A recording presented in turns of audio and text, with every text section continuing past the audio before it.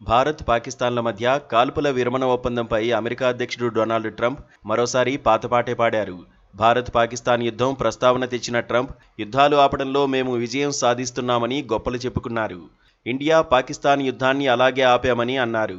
రెండు దేశాల మధ్య యుద్ధం కొనసాగి ఉంటే అది మరో వారానికి న్యూక్లియర్ యుద్ధంగా మారేదని గుర్తు చేశారు. అప్పుడు పరిస్థితి దారుణంగా ఉండిందని, పాకిస్తాన్ ఇండియాపై న్యూక్లియర్ బాంబు వేసేదని అన్నారు.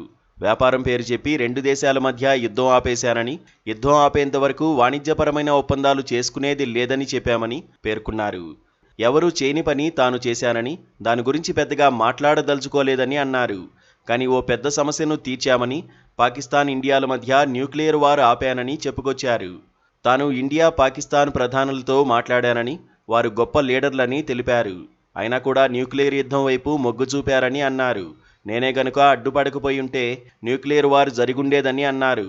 కాగా పాకిస్తాన్, ఇండియా కాల్పుల విరమణ ఒప్పందంతో యుద్ధాన్ని ఆపేశాయి.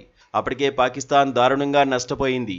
యుద్ధం అలాగే కొనసాగి ఉంటే పాకిస్తాన్ సర్వనాశనమయ్యేది.